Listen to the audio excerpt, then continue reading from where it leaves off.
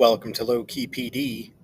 In this tutorial, I'm going to show you how to manage the order of the objects in your Google Vids scene. So you're working on a Google Vids scene, and there's a number of different objects on the scene. Right? In order to understand order, you sort of have to think three-dimensionally. So here I've got this scene. There's a video element and two sort of text elements, although there's also shapes in there. And each of these elements is roughly rectangular in shape. Even the little pill-shaped text box here is really just a rectangular shape. This sort of space off to the side is part of that.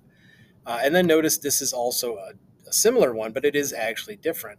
And so in order to understand order, you have to think of these things as sort of being stacked on top of each other.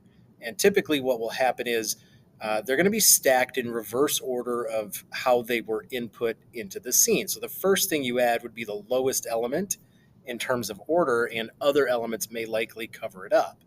So to show you what I mean, I'm going to select this bottom element and I'm just going to move it up bit by bit. And as it approaches the top one, notice it's now starting to cover the top element there. Right? That's because this bottom element is actually higher up in the order. It's closer to the viewer three-dimensionally in terms of the stack. So when you move it around, it's going to cover other elements that may interfere with it and not try to occupy the same space. So what you can do to change this is if you go to the Arrange menu, the very first option here is Order. Right now, because this is already the frontmost object, I can't move it further to the front. It's already at the front, and I can't move it forward.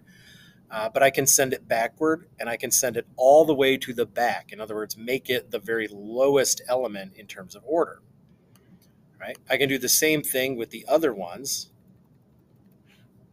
Let's see what this one is. Arrange.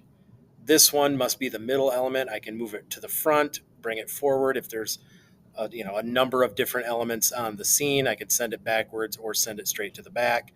That means this one must be the frontmost one. So if I'm guessing correctly, I should not be able to move it backwards. So as you have these different elements in your scenes, and this really would apply to like Google Drawings and Google Slides as well, the order in which these elements appear is going to be important if any of them ever overlap, because the one that is closest to the viewer in terms of order will be the one that gets seen if it ever blocks a different element. Don't forget to like and subscribe for more tech tutorials, and you can find my videos on YouTube by searching Low Key PD.